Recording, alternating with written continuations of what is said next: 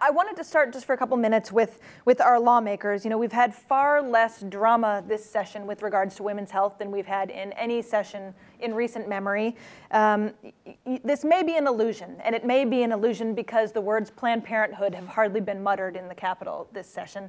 You know, I want to talk a little bit about what's different about this session than past sessions and where we are from a women's health standpoint, from a Planned Parenthood standpoint, from an abortion standpoint in the Capitol right now.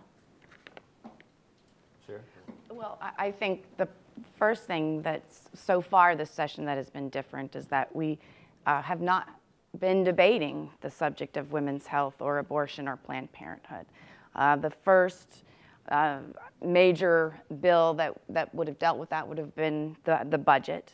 And obviously there were a lot of cuts to family planning last session. And this session we restored funding for those cuts and honestly increased by approximately $63 million in additional funding for women's health.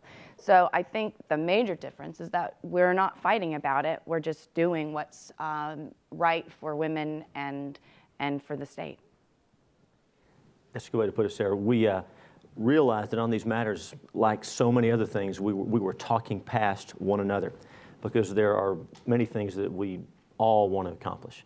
And those sort of big deals that hang us up were really getting in the way last time. And so we realized once we talked through this, and again, we have to give my friend Representative Davis a lot of credit for putting this together in the Appropriations Committee, preparing the budget to go to the floor. And during that process, even before that process, and all the way to the floor, we talked about those things we agree on. And the problem wasn't really with the concern among members wasn't about funding for women's health, but about funding finding its way to abortion providers. And so we were able to get past that and find those areas we agree on, and really move the ball without having to fight about it, without having a big brawl out in the open. We really got it worked out.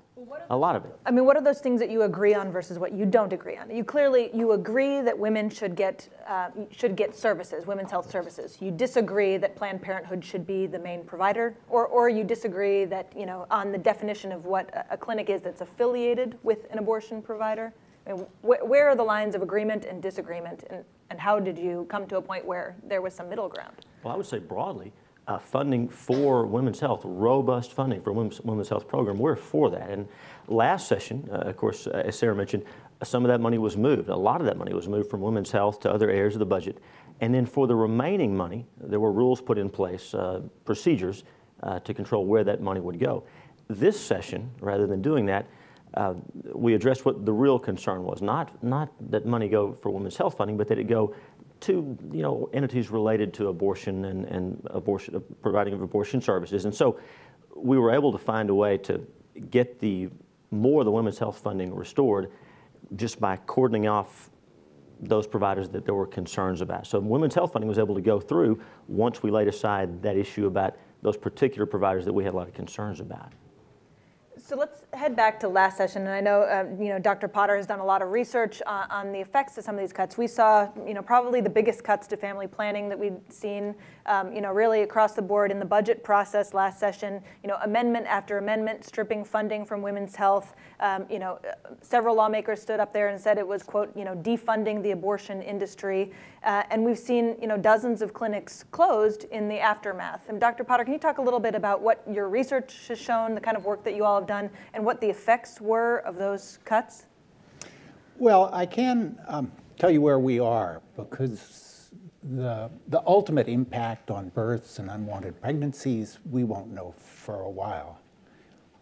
But we started out trying to look at the mechanisms through which the effects would be felt. And one of the first things was to go to all the family planning clinics in the state and survey them and have in-depth interviews with the providers of about half of them. So that was a very eye-opening experience in terms of what was happening. And on the one hand, we were seeing which clinics were still open after the cuts, which clinics had reduced hours, but we also heard the rest of it, and the rest of it was quite impactful in the sense that one of the kind of unintended consequences was that clinic systems that lost the Title X funding lost access to the subsidized pricing for contraception. So not only did they have less funding, but they were paying more for the contraception they were buying and then providing to clients. Another thing was you lose Title X and you've got a change on the parental access for teens. So you had to get parental permission to supply services to teens if you'd lost that funding. And the other thing that was kind of, I guess the point that stuck with me the most is the method mix part, because the clinics were, because of the reduced funding and the same number of clients that they'd had before, had to ration their contraception as best they could. And what that meant for practically all, but well, a large fraction of clinics was cutting back on the most effective methods. Less IUDs, less implants, or few, if any, IUDs or implants, more pills. And so that was a real step backwards, and they felt it. And another part of that was kind of sad and unfortunate was the tiering part, because a lot of clinics were working with the Women's Health Program where they could provide those patients with more effective methods, but they couldn't provide the other patients. So those were some of the things that we saw in terms of the impact of the cuts through the clinics. And through your research, are you all in any position to say, lawmakers cut X million dollars, we've seen this many unintended, pregnancies, we've seen this many women lose access to care? I mean, have there been direct or immediate quantifiable effects of those cuts? In terms of what one knows, kind of yes and no, what you will see in the calculations done by HHSC, everybody accepts, are based on assumptions. You've seen the loss of services, and so you can extrapolate from the loss of services to what that means in terms of pregnancies, but actually observing the full impact on unintended births, we won't see that till we see the BRAM survey in 2014 and further on out with the vital registration. And I do have a bill pending that requires the Department of State Health Services to actually analyze what the impacts are. Right. I mean, I think that HHSC has estimated some 24,000, 26,000 additional births, in the 2014-2015 biennium. I guess it's if the funding is reversed and we see those numbers may drop off some. But I mean, Amy, talk a little bit about what you've seen as a provider. In particular related to that reduction in services. Have you seen an increase in women coming to you from these clinics that have been shut down? Have your clinics been affected? My clinics don't receive any public funding, right? So the vast majority of our patients in Texas, I have 5 clinics in the state of Texas, and different regions are a little bit different, but the vast majority of our patients, somewhere between 50 and 70%, depending upon the community, are self-pay patients paying out of pocket because they're falling through the cracks, both with the public health system, they're underinsured, they're working poor people. And then I have, private health insurance would sort of be the other mix that we're seeing. And so we're not receiving Title X, Title 20, Title 5, any of that kind of stuff. And so it's interesting because we're operating outside of that, but what we are seeing are a large percent of our patients saying that they couldn't obtain the contraceptive method of choice, and that directly leading to their unintended pregnancy. We're seeing that the sonogram bill, it has shown up in practice. While it was introduced as a bill that was about informed consent, it's showing up in practice as a barrier to access. I think the statistic is something like 87 or 88% of abortion clinics prior to this law already offered every woman to see the ultrasound. My clinics have always done that. And so now that we're mandated to offer the woman to see the ultrasound, that's happening as well. And the data is showing it's not influencing a woman's decision. There's nothing surprising to her about viewing the ultrasound. The vast majority, 65% of our patients are mothers already. They've all seen an ultrasound before. So that they're not sort of shocked, or it doesn't change their decision. It's acting as a barrier to obtain the services in the first place, right? And I think the secondary way that we're seeing the issue show up is that the barrier to access in the 2-visit requirement is reducing, I believe, we will see a reduction in the number of abortions in Texas. And I think it's important for us to clarify that that's not because a woman is looking at the ultrasound and changing her mind, but it is that 2-visit requirement that's adding at least $165 to $200 to each woman's visit outside of the cost at the clinic in travel, hotel, 2 visits, childcare, loss of work. And so that's kind of what we're seeing. Let's define what we're talking about a little bit. So we're talking about the abortion sonogram law that passed in the previous legislative session, where women are now required to, if they're seeking an abortion, have a sonogram performed at least 24 hours ahead of the procedure. What Amy's talking about with the 2 visits means they have to do these on 2 separate occasions. And I wanted to ask a little bit more about that. Obviously, there's some different feelings on this legislation in this room, even among these 2 lawmakers. Amy, you've talked a lot about what you all have seen as a result of that legislation. You know, I'm curious, you know, when you talk about a barrier to access, you're talking about access to an abortion, not access. And maybe that was one of the, you know, sort of implied intentions of that legislation. That's how it's working, quote unquote, you know, working. I think there's a double barrier here. I started by talking about that the women that we see, a large percent of them weren't able to access the contraceptive method they wanted prior to facing an unplanned pregnancy. And that, I think, is where the cuts in family planning dovetail with the barrier to access to abortion services. Neither of those things address the problem of unplanned pregnancy, right? You can change people's access to abortion care, but it doesn't, we're not addressing the need for abortion care fundamentally. And if that's a fundamental commitment of us in Texas, that we want to reduce the amount of unplanned pregnancies, I think a more robust family planning funding is a direct link to be able to reduce the amount of unplanned pregnancies, and to understand that abortion, you know, nobody gets pregnant to have an abortion. Nobody plans on having that experience in their lifetime, yet it's a very important part of a healthy healthcare system that can provide that option to women who need it, right? And so, you know, the statistic, even if we don't like the statistic remains a fact that 38% of the American population will have an abortion in their lifetime, right? And so by restricting access, we're not addressing that underlying need of how can we meet the needs of the women in our community to give them the health care that they need so that they can be healthy. Representative Hughes, I'd love for you to weigh in. You know, obviously you supported this legislation. Is there any indication that this legislation is making women rethink their decisions, is having the effect of giving them information they need to change their minds and decide to continue that pregnancy? Or I haven't seen any studies. I know that there was testimony before the House committee that considered the bill where women testified that, you know, had I seen it, had I known, I would have made a different decision. But again, I don't know. And your experience is obviously helpful that you've seen the numbers go down with the 2 visits, but we can't really say why exactly. Between the 2 visits.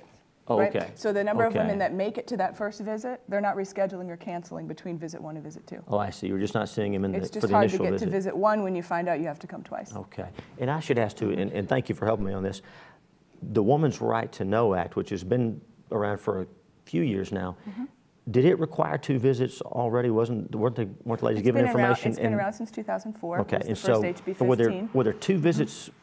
Haven't there been 2 visits since that time? No. Help me out. How do we give them the information? The first visit was on the phone. Okay, okay. So if a woman, you know, there's sort of unequal access to services in the state of Texas, right? We're a big rural state. It's a big state, right? And so in that travel pattern that women have to follow in order to access care, that 24-hour mandate of state-mandated information that the woman gets from the physician 24 hours before, prior to this legislation, was able to be delivered by the doctor via phone. Okay. It was also be able to delivered by a physicians who are in practice together. Right. This law requires the same doctor who does the surgery to be the one who's doing the ultrasound. Right, and so there's a multiple levels of barriers to access there. Okay. I'd like to switch gears a little bit and talk about the Women's Health Program. Obviously, this was a big source of drama in the last legislative session. It used to be a joint state-federal program that received $9 federal dollars for every $1 state dollar that was put into the program. Planned Parenthood was a provider in that program, although there are differing interpretations of original language that would have included or excluded Planned Parenthood. We now have this new state-run women's health program. And I'm curious, you know, we talked a little bit when Dr. Janik was here about how many providers are in that program, getting the lists cleaned up. Tell me where we are with the Texas Women's Health Program, and is there any indication that we're serving as many women? Has this been a perfect replacement, or is this program struggling? I mean, if you've heard from Commissioner Janik, then, I mean, that's whom I give received my information from. Obviously, it was not a perfect program because in the very beginning, women would go to websites. I mean, there were providers that were in no way capable of handling a well woman exam. But we have been promised that those lists are being cleaned up and the website is more available and that you can call and be directed to an appropriate provider. I think that is going to be the biggest challenge, is making sure we do have enough providers, since we are putting this whole new pot of money into women's health, to ensure that the providers will be there to provide the services that we are anticipating and that we want as a legislature for these women to receive. So I think that's a huge question that we will be monitoring in the budget. I worked on Article 2 of the appropriations, which is Health and Human Services, and one of the riders that I wrote and adopted is a reporting requirement for every 6 months for HHSC to basically give us a status report on how many women are in the Texas Women's Health Program, how many providers, what services are being utilized. So I plan to be very proactive in making sure that we do have enough providers, but that is my greatest concern with the program at this point. And Sarah and I were in a meeting just, well, not too long ago with Commissioner Janik and some other members who are concerned about this, and a lot of people are bird dogging this and staying on this, because that's right. A lot of money is being put into this to make sure that women have the services they need. So a lot of folks are following and pressing the commission. And I get the impression that Commissioner Janik's committed, don't you? I mean, to making sure we have adequate providers. Potter, you want to jump in? Yes. I think one of the big questions in terms is not simply the number of providers, it's their training and experience.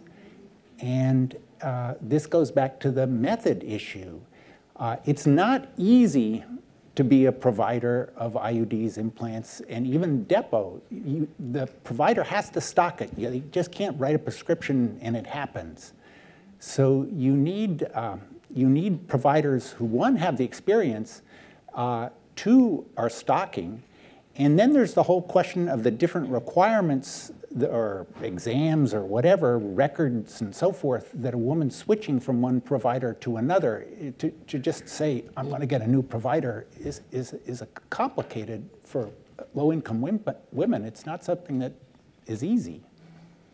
So, for instance, one thing I'm hoping HHSC and will monitor, and perhaps we'll be able to monitor some of it as well, is because you can watch quite precisely a woman who was on depot in the last quarter of 2012 should have a shot in the should have had a shot in the first quarter of 2013, and they can be tracked to find out how many people get their shot. Do they get it on time? Are they getting it from the Women's Health Program? Are they going back to Planned Parenthood or wherever else they were? So the provider, it's not just quantity of providers, it's experience and, well, I could go on about this. Well, you talked about method. I mean, so what's the future of women's health in Texas when Planned Parenthood, which was one of the most commonly used providers, still is one of the most commonly used providers of women's health in Texas, is no longer receiving any taxpayer funding, is no longer part of any system that caters to low-income women in Texas? I mean, how big of a provider, how big of an access gap does that provide? Well, I'm not from Planned Parenthood, but I would venture to guess that they are still serving low-income women, because I think that there is a tremendous amount of resilience in the women's health care field, especially in states that have lots of regulation. There's lots of innovation, right?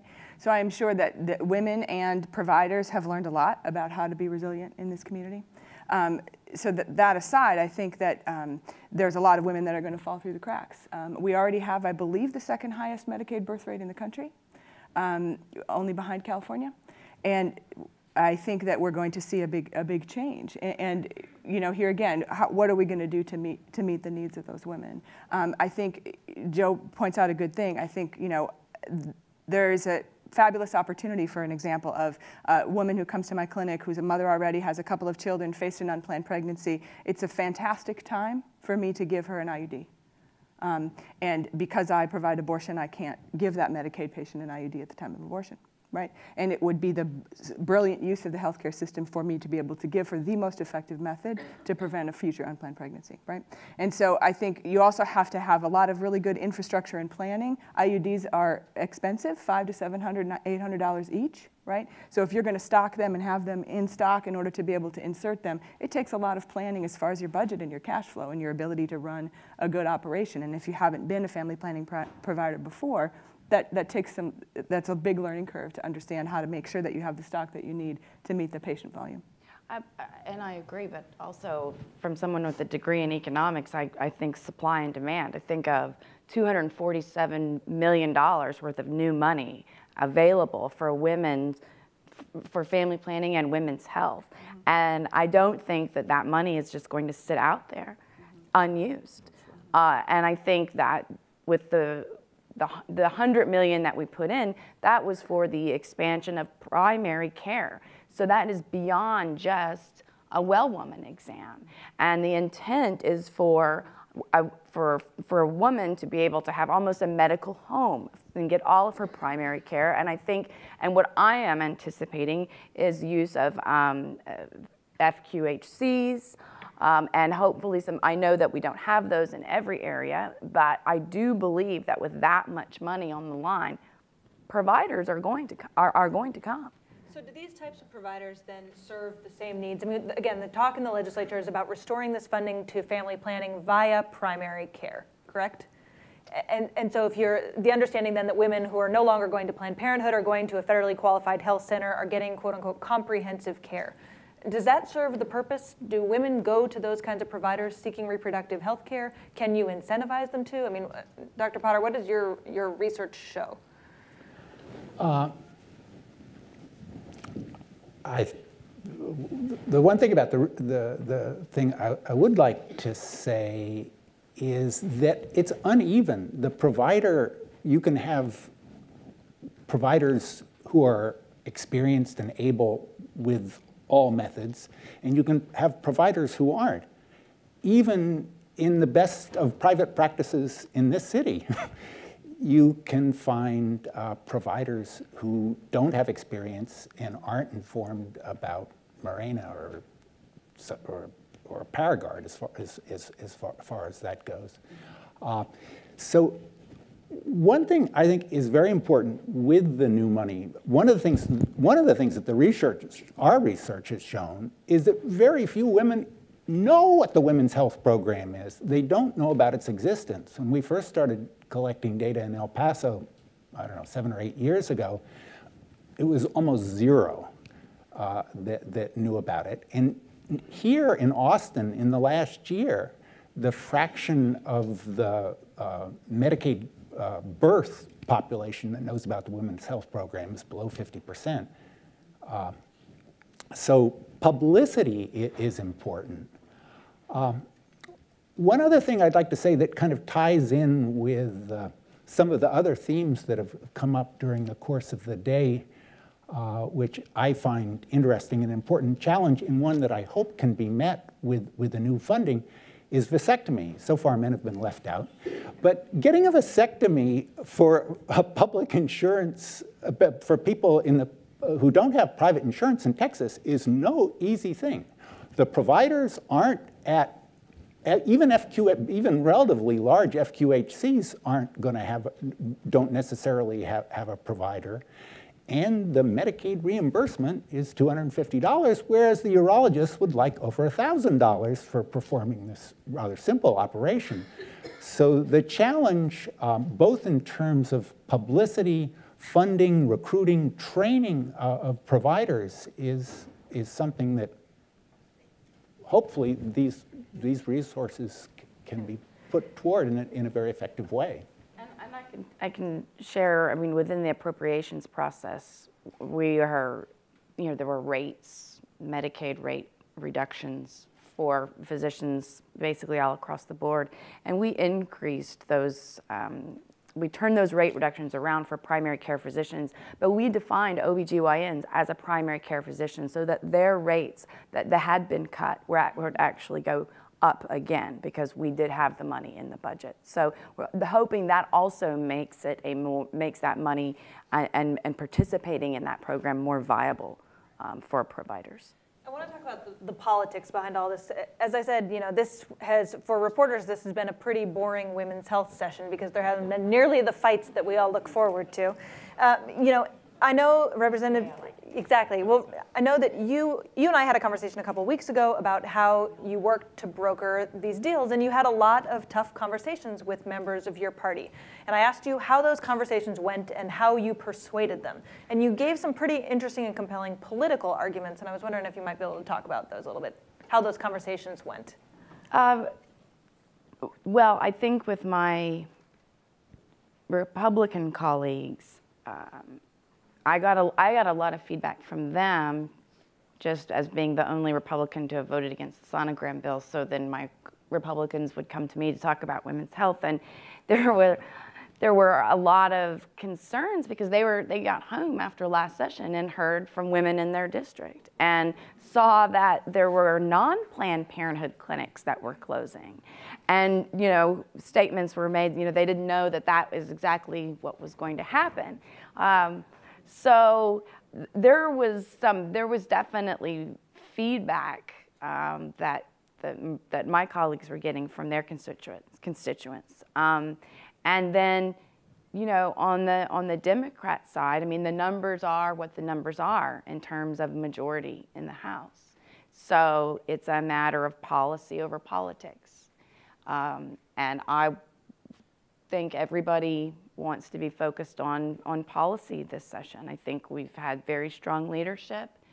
We've been able to focus really on some core issues facing the state.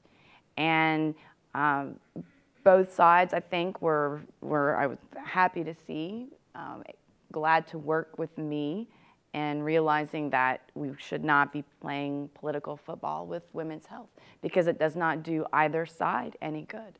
And so, Representative Hughes, when the words Planned Parenthood are off the table, then are Republicans willing to negotiate on women's health dollars? It makes it a whole lot easier. Obviously, the woman's right to an abortion, when life begins. Is that an unborn child with individual rights? When does that happen? That's a huge debate that's going to go on for a while. And we recognize that. Good folks on all sides of that.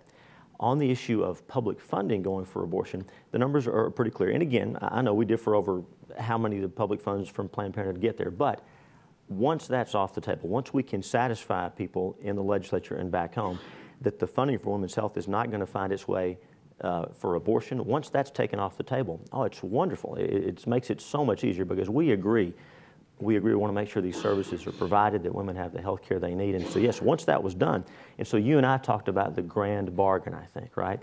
As Sarah said, the numbers are what they are. If this comes to the floor and the vote's taken,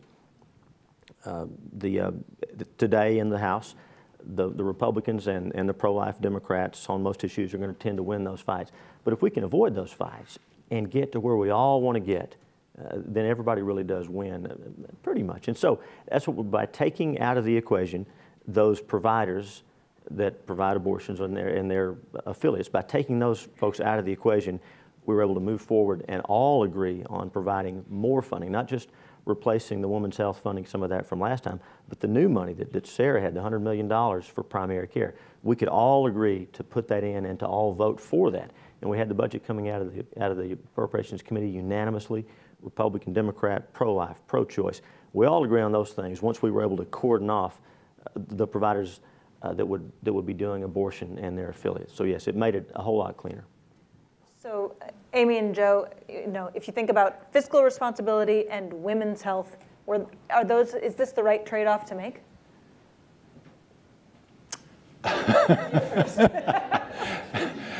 I mean, it's a painful trade. I'm not in the political negotiating business, and I greatly admire Sarah and everything that's happened, and the people in dishes who did the homework for this. long before the session started. I mean, there's wonderful efforts that have been and are being made. It pains me to see some of the most experienced and best providers of family planning services cut out of the game when they are an extremely scarce commodity. Your district surrounds Tyler, where there's a Planned Parenthood that doesn't provide abortion services, and your district got hammered by the funding cuts. We went from, I don't know, 2,000 women being served to 300 women being served. And the Planned Parenthood is there with the providers, and they're cut out. So I mean, you can see that in other places, and I mean, it may be necessary for the grand bargain or whatever the word is, and I'm certainly glad that there is a grand bargain, but it can't one part of me. I understand. Let me just say, I appreciate those numbers. Now, you realize that doesn't include those new providers under the Texas Women's Health Program, and also UT Health Science Center at Tyler is offering a lot of those services now. So, of course, you know your numbers. That was an accurate snapshot, but it doesn't reflect where we are today, at least in my district. But I thank you for that. Go ahead. Sorry. Oh, it's fine. You know what bothers me? Well, one, there was a ginormous omnibus bill passed in the last session. So the silence now is directly related to that, right? And so I think we're all in agreement that it's delightful not to have big fights. I mean, I think all of us on the panel would agree about that. I stumble over the misinformation because no taxpayer money goes towards abortion at Planned Parenthood. And I'm not here to represent them, but I stumble over the misinformation we put out to the Texas citizens and sway their votes with untruth. And that bothers me a little bit. And I think we do that when we sort of put a bill forward as though it's about informed consent or put a bill forward as though it's about patient safety. I think we need to be really responsible. And it's one of the reasons I appreciate sort of the corrections you're trying to make to the women's right to know, where it's based on medical fact and it's not based on sort of politics. And I think it's important for us to acknowledge that people have very strong feelings about unplanned pregnancy. People have very strong feelings about childbirth and about motherhood. And I think we have to be very careful to respect that in each other and by that very reason allow it to be a personal decision and not be a legislated issue, right? And so I think we have some commonality that we can work forward on, but I think it's important for us to tell the truth and to be factual. I think it's embarrassing to some of the physicians who work in Texas that they have to provide information to patients that goes against their oath that's not actually factually true. You know, so I'm happy when we start to talk openly and honestly about the facts and distinguish them from beliefs and feelings. I think it's really a nice discourse for us to enter into, if possible. Representative Hughes, are there untruths being told in the legislature? Again, the central issue has to do with where that public money is going. Now, we understand that the dollars are fungible, and so it's not hard to figure out that if I'm an entity that provides abortion services and I have my unrestricted dollars here and my restricted dollars here, for every state dollar going there or to my affiliate next door, that frees up dollars that then can be used for elective abortions. And again, I know this is really a divisive debate that we've had a number of times and we'll continue to have, but that's the concern. And people believe that's happening. And again, the dollars are fungible. And so if I have an affiliate next door that's got a different name but the same board or a slightly different name, and they're getting state dollars, and we have the same bank accounts and the money's flowing back and forth, that public money, in my view, is clearly finding its way to provide the abortion. So that's what the problem is from our standpoint, and that's why the majority of the legislature consistently has said we don't want to do that. And I think that people can debate Planned Parenthood right. and abortion, right. And it's such a powerful feeling, the opinions that people have, and I just am trying, and what I tried to do was to remove emotion and find a way to provide assistance to low-income women and remove the ideology from it. And the best way I found that I could do that is by negotiating and not arguing about abortion and not arguing about Planned Parenthood like y'all are up here doing, because that did not advance the ball forward last session. In fact, it just threw family planning into a tailspin. So. And, you know, it's delightful to have, I mean, that's one of the reasons I founded Whole Women's Health, and I don't take public money because I don't, you know, there's no sort of any of this that you were talking about. I don't have to do that. And so I think that it's important to just respond to the need of the community and be able to offer the service, you know. So I think what you've done is brilliant, to be able to actually get the health care to the women who need it. And I'm hopeful that it's going to work. But there are still conversations, obviously, around abortion in the legislature. I mean, let's talk for a minute about the quote-unquote fetal pain bill. You know, it's still working its way through. We haven't seen nearly as many abortion bills this session as we've seen in past sessions. I do think that's because they're a little less politically palatable. I think we have a House Speaker who has made it pretty clear that, you know, those types of bills are not his top priority, even though we have a governor who clearly would like that measure to pass. Where are you all on fetal pain, which is a bill to ban abortion after 20 weeks? And what do you think its chances are this session? Well, half a dozen states have passed legislation along those lines. And I was talking to one of the physicians who's a member of the House, and so from the way he described the studies to me, we know that at that age, we know that at that stage of development, the unborn child, the fetus, whatever we want to call, let me say the unborn child, responds to pressure, has elevated heartbeat, when there's pressure, when it's all those things that we call pain, as adults who can communicate, all those physical responses are there in the unborn child at 20 weeks. Now again, there's a big debate about whether that's pain or something else, but again, all the objective criteria are there. So based on that, the law says that we should protect that unborn child at that level of development. So I'm for the bill. The bill was heard a couple weeks ago. Again, if it makes it to the floor, we'll have a robust debate, and those debates can get unpleasant at times. But if the people that send us to the legislature care about these things, so we care about these things, and so they're going to be debated, and they should be debated. If a bill like that has strong support among the members of the House, doesn't make it to the floor for debate, then something's wrong. How strong is that support? Well, it remains to be seen. Again, when we've had contested votes on the issue of abortion, in the last few sessions, the pro-life side has won those by roughly a 2-to-1 margin, with some exceptions, 3 or 4 votes here and there. So based on that, I would say there's strong support, but we'll see. The bill's had a hearing, and there's still time for it to move forward, but the clock is ticking. Amy, I'm curious, you know, obviously you all don't accept public financing, but you're still obviously affected by measures like that the legislature could pass. Oh, absolutely, yeah. Yeah, there's a few ways I could respond to this. I think first off, the Texas legislature and those people who we've elected to represent us probably paid attention to the most recent national election, right? And so some of these issues were pretty on the forefront. Women's health issues were in the national election. And so I think that the 20-week ban, you know, here again, we have to separate sort of science from feelings and beliefs. And I think that in peer-reviewed medical journals, it's been solidly refuted. I mean, there's the Journal of, American Medicine published an article in 2005. The Royal College of Obstetricians and Gynecologists in England published in 2010, refuting fetal pain at any point in time up until the 24th week. But I don't think that's what we're here talking about. I mean, I don't think we're going to have a scientific debate back and forth. First of all, none of us are scientists except for you, sort of.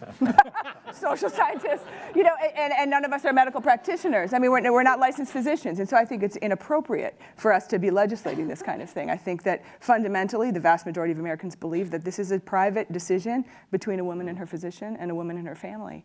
And I think that when we sort of pontificate about things that we don't know, we venture into the area of belief and feelings, and I think we all have really strong beliefs and feelings, but I don't always think those are associated with professional scientific medicine. Where do you come down on this? I'm gonna make you weigh in. I will always come down on the side of science.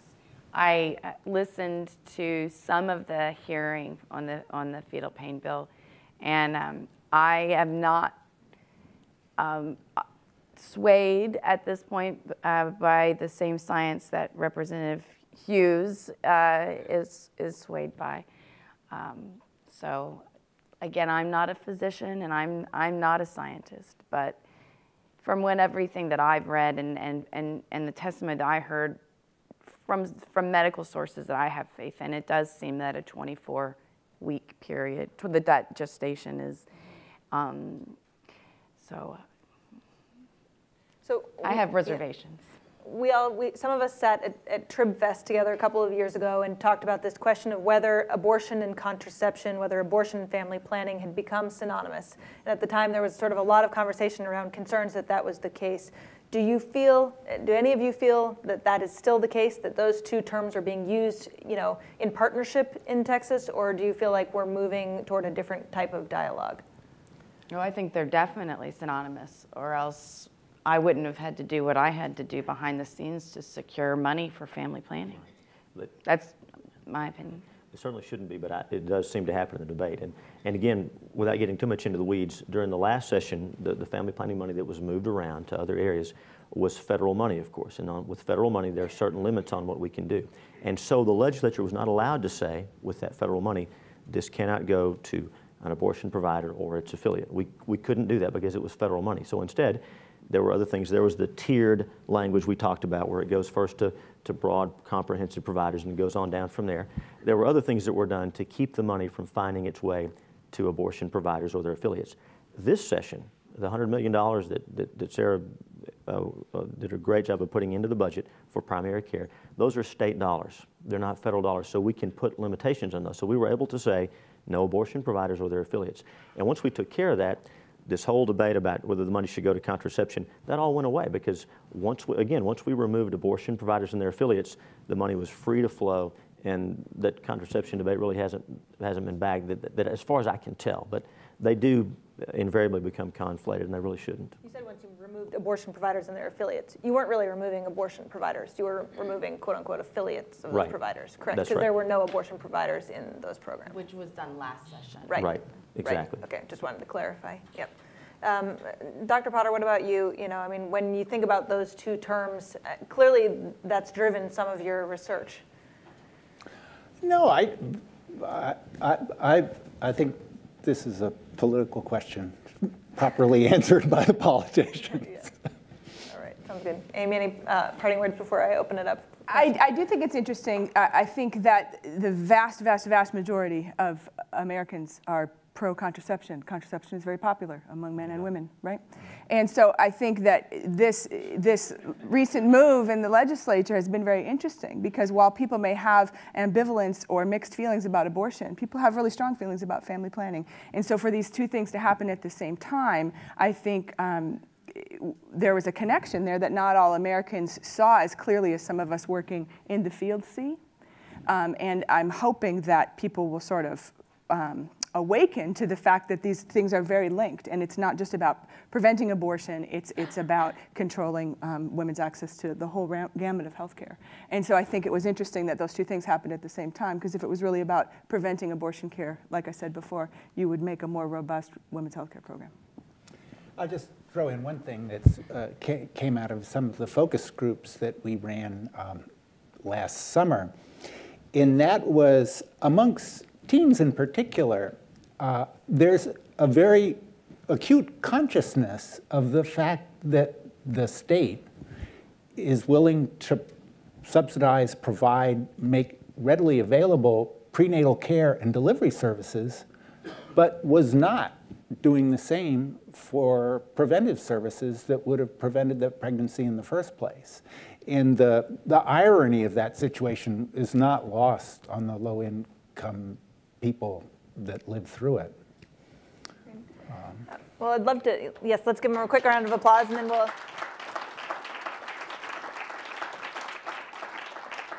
I'm sure there are questions out there. I know we'll have a bunch. One right there, yes. Thank you for doing this topic, and I know that it's difficult, and I will not, So I think that, Amy, you spoke about unequal access, and I think this whole conference has been about access, creating access. So, Representative, thank you so much for doing your work in public health, because you helped to reestablish that access. But my question would be, if we all had to go through this rather than a certain subpopulation, how would your wives and daughters feel about this? How would your sister feel about this? Because we're really talking about a subpopulation that doesn't have the voice that we all do. So what kind of consumer input are you taking There's a bill that I have filed, like I said, requiring HHSC to do reporting. There's a rider in the budget requiring reporting on the women's health program. I think there's enough pressure on the legislature that we want to see these programs work. I speak with various providers, including Planned Parenthood, about what's going on with the women that they serve. Yeah, and thank you for the question. We each represent diverse districts, folks of various income levels, and we want to make sure that folks that need these services are getting them. I don't represent a wealthy district. We're pretty average, but there's folks who need help, and we want to make sure it's there.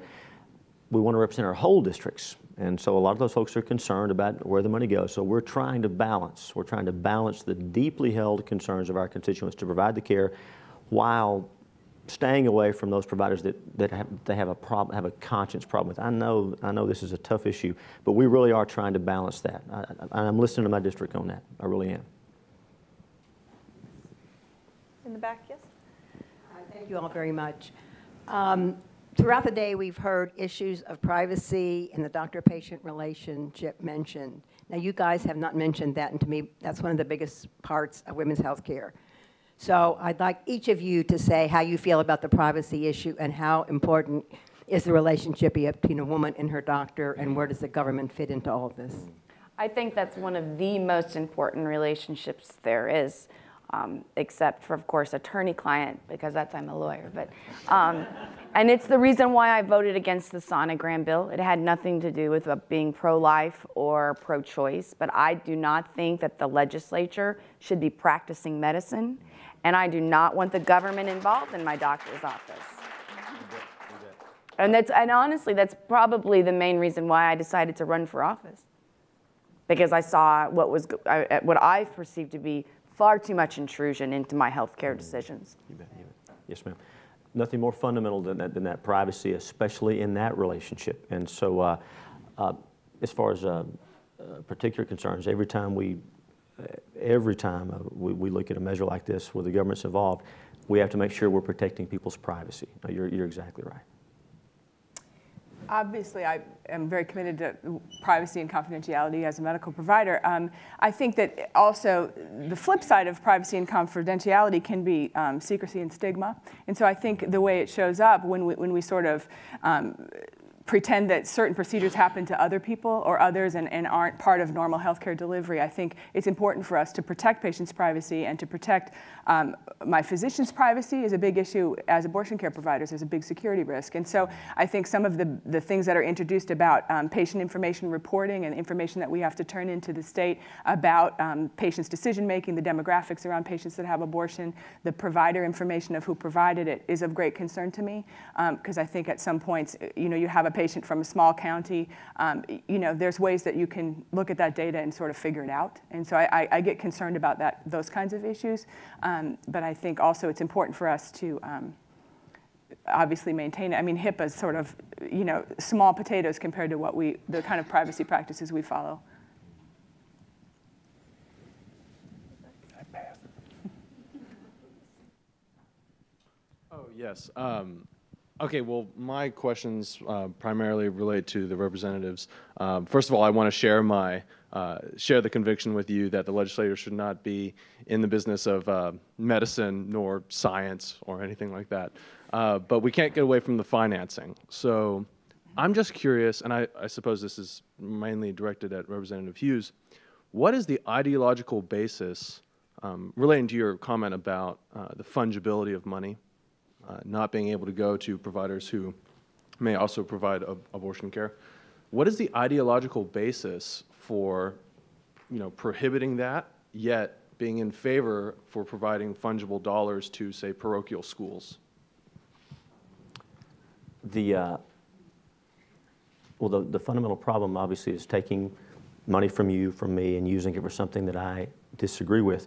As far as the parochial school argument, that's, if you want to talk about school choice, that's a big issue this time, because there are folks all across the spectrum, left and right, that are concerned about public money going for private purposes. So if you look at folks, I think you're going to find that people don't line up evenly on that. And I think the argument is the same.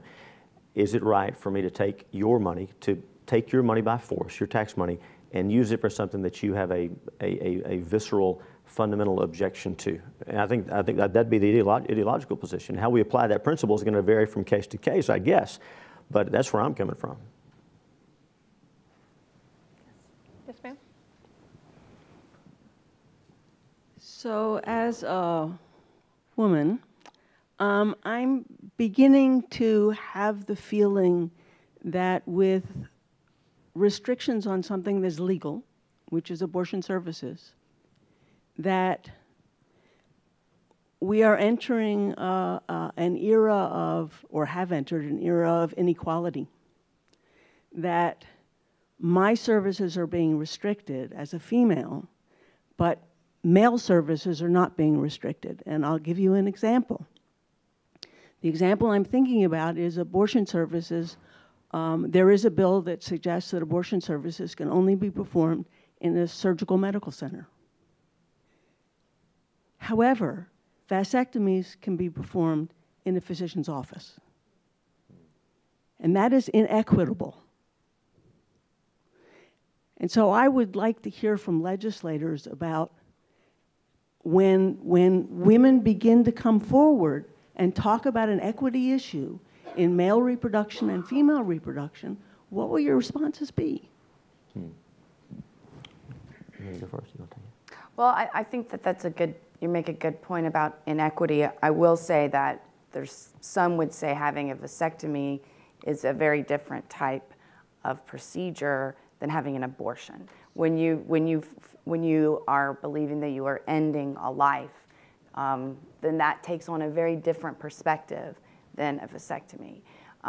And I will also add that there have been, Roe v. Wade set up a system that's such when you can and cannot have an abortion. So we've always had barriers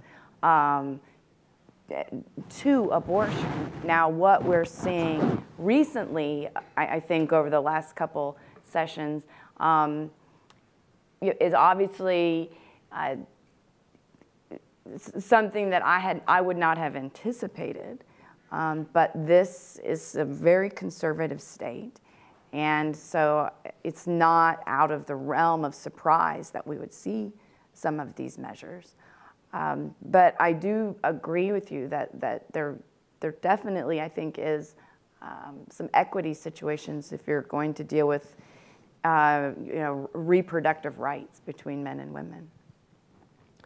And Ms. Davis said it real well. It's obviously it's that fundamental question about whether the unborn child is a human being with rights to be protected, and at what point. And I know it's a deeply divisive issue, but that's really what it all turns on. Ma'am. Thank you very much for being here for this panel. I am a women's health nurse practitioner. I have been since 1982, and I'm also of an age where, and I think there are other people in this room that have known people that have lost their lives or their fertility to a septic abortion. And when you talk about pro-life and equity, like whose life are you talking about? Because women have always sought abortions, and they will continue to seek abortions, and they will seek them in the wrong places, wrong countries, whatever. So it's not going to go away, and women could die, could lose their fertility. And I just wonder how you reconcile ending that life, like whose life are we ending here, and whose lives are we impacting, like motherless children that are left alone because their mother died from a septic abortion. How do you reconcile that? There's not a much more of a personal decision that we can think of, and obviously the ladies here can relate to this in ways that the ladies certainly have had children that have been pregnant, that have thought about that in ways that some of us can't. Again, the fundamental question is the unborn child a human that's entitled to protection? And we all agree that at some point the child is, but where is that point? And this is an issue we're going to continue to debate. And I'm glad you stated it the way you did, because it's not a cold It's not a cold issue. It's not a slogan that solves the problem. I recognize that. If we wanted to answer the question specifically, we could look at states that have more and less restrictive laws about abortion, and we could look at the abortion rate and also the rate of dangerous abortions, of women being harmed in abortion. And I think we would see that where there are laws restricting abortion, we see a lower rate of abortion. You may know, Doctor, I haven't seen numbers that show us we have a number of women are, as a result, losing their lives as a result of botched abortions. If I understood the question, and if I'm wrong about that, help me out. But we want to protect both lives. There's a precious woman in that case and a precious unborn child. They both have lives that are worthy of protection. They're both important. We want to protect both of them. Having trouble sitting still. So I think, you know, part of the strategy that I've read about from the anti-abortion movement is to create a new class of citizens. And I think that what we're looking for strategically, or what they're looking for strategically, is a case they can bring to the Supreme Court that challenges what Roe decided, which is viability at 24 weeks. And so it's very strategic, right? And this is a pretty good circuit to bring that bill through. Not so favorable. And so I think it's very strategic, and it's well planned and it's well thought out. I think related to the sort of ambulatory surgical center argument that was put forth before, I think it's interesting because the response that was given was a sort of a feeling-based belief response. If you go medically, I think your point is very well taken. Vasectomy has an incision, abortion doesn't. Abortion is not a surgery, it's a procedure. There's no incision, there's no cutting. And so I think it's an interesting medical terminology. It's an interesting comparable that you put forward. I think it deserves some examination. But I think what we're looking at is, you know, abortion didn't start with Roe. And I think safe and legal abortion started with Roe. Abortion has always existed. And I think it's important for us to say when we restrict access, like I said before, we're not changing the need for it. And so what are the women of Texas going to do? In my clinic that's in Beaumont and my clinic that's in McAllen, we are seeing women take measures into their own hands. We're seeing street use of Cytotec, of misoprostol, of women trying to self-abort because of the barriers to access, both financially and in sort of ability to get to the clinic, to be able to travel, to be able to pay for it, to be able to take 2 days off of work and that kind of thing. So I think it's a very, very important question for us to ask as we look at the public health system in the state. Well, please help me thank our panelists for coming up here for this conversation.